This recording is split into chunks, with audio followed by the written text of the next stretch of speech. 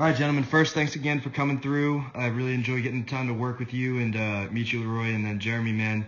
I'm gonna tell you the truth. Watching you throw, I think I actually enjoyed the banter. I enjoy your personality. I think you got a really. I don't believe that this is something that you believe in yet, and that's okay. But what I'm gonna tell you is, dude, if you get sold on this and you decide that this is for you, you have a lot of upside. This is a 95-mile-an-hour arm, and I don't just say that. I know what I'm talking about when I'm looking at an arm, and this thing works. So there's some things you're going to have to work on. Like I acknowledge that you're doing work now. You're going to have to ramp up the work. There's just no way around it. I'm not going to sugarcoat it. It is what it is. So decide if that's what you want to do. But like we talked about with time, you get the 1,440 minutes in a day. And if you decide to spend those 1,440 minutes actually carve out 90 of them to work on this for a year, 1% a month better, baby. That's what we're after. Remember, you'd be at 83 now instead of 74.4. So 83.3, if you decide to go after it and really stick with it, is what I'm telling you. You get the capacity to do, and maybe more. All right. Brady Boyle, again, one of the guys that we've had the chance to work with. Super hard worker, great kid. Went from 70 to 95.4 on pull down or run and gun. In less than a year. So that's the outlier situation, but definitely there's a lot of possibility. Let's watch it. So first thing we're going to talk about is your energy. So meaning like, hey, how much energy does it look like you have in your system from the ground up when you're coming through the seams? And really, so like if we're getting a little bit more specific, I'm saying, hey, from like handbrake, when you break your hands, which I love your handbrake, we'll talk about that, but from handbrake, but really from right here, when you get to this position where your foot has landed, stride foot contact, boom. Once you plant, and this is all supposed to be stable, we'll talk about that. We're talking about here is like, hey, if you're a 10 on energy or intent, those are the two things you're going to hear me talk about, energy and intent.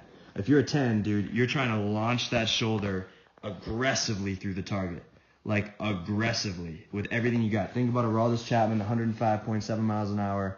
Like it's the difference between making the decision in your brain, because again, it all starts ding, ding, ding, right there, baby, right under that pretty hair.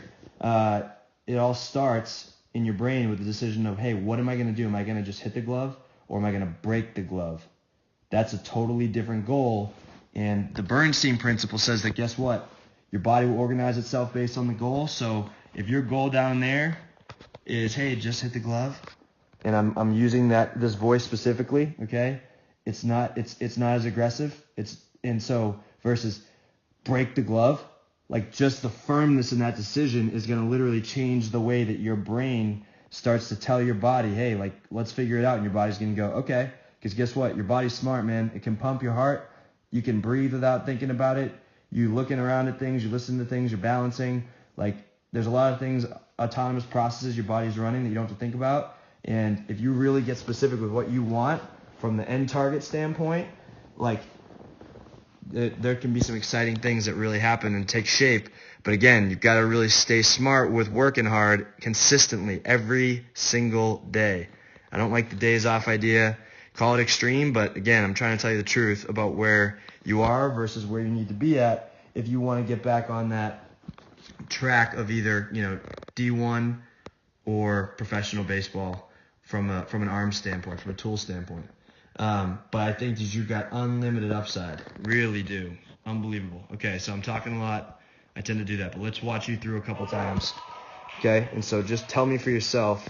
Scale of 1 to 10. 1 is super slow, just looks like he's lobbing it in there. 10 is like Aroldis Chapman. I'm gonna go ahead and give you.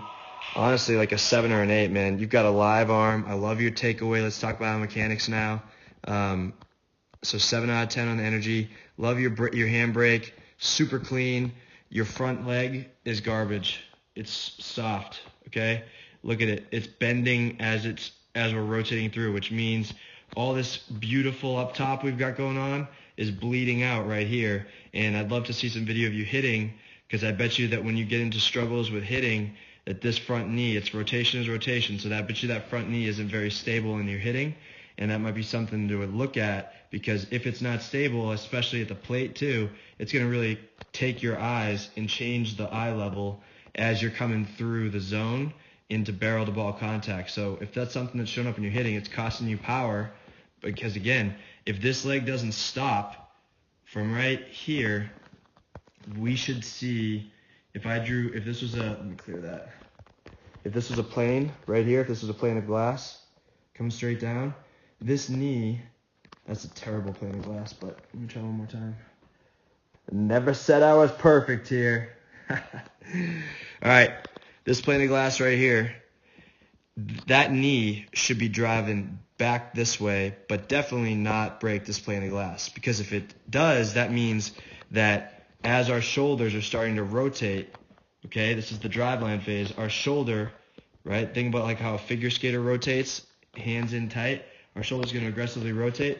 That knee right here has got to be stable, because if it keeps sliding forward, that means that we've got no ability to stop here, and now our shoulders are not going to be able to aggressively rotate, because it would be like trying to fire a cannon from a canoe. There's no stability to rotate through. Okay, so the lead leg block is the phase that you're going to really focus heavily on in the driveline programming, so we'll talk about that. A lot of rocker drills for sure, and we're going to have to do some work on some things like single leg Greek lunge or Bulgarian,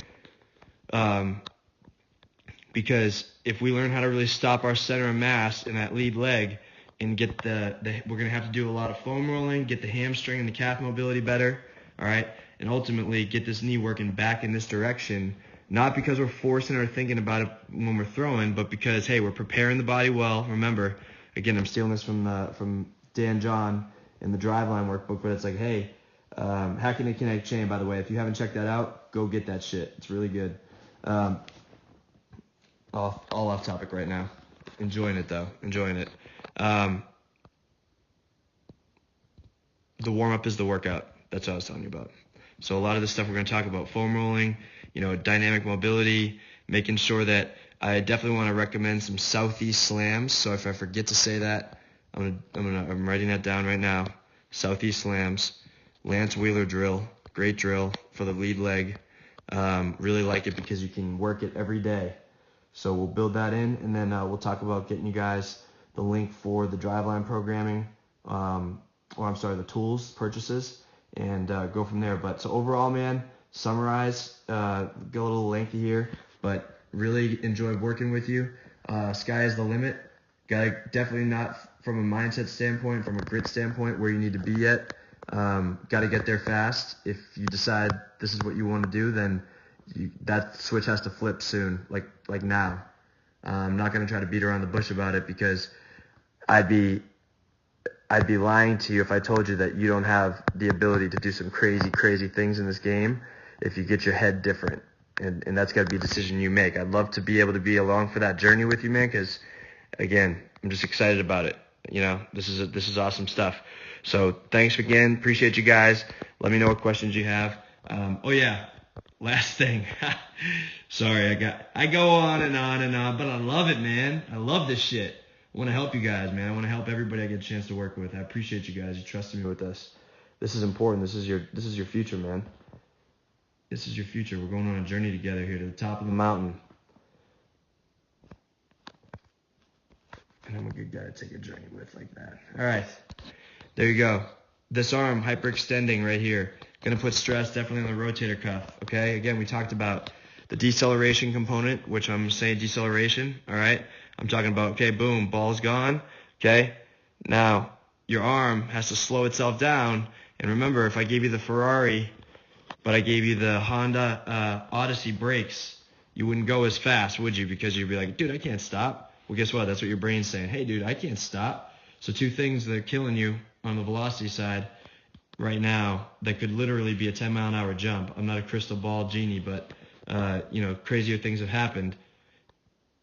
If we can get the posterior shoulder stronger, if you can work some of the baseball stuff that we did today, you're going to see the programming, the driveline programming, medial scapular crest, really getting some work and opening up the thoracic spine, getting more strength in the rhomboids back here in the mid-back, and then the back side of the shoulder, posterior shoulder with the J bands, the wrist weights.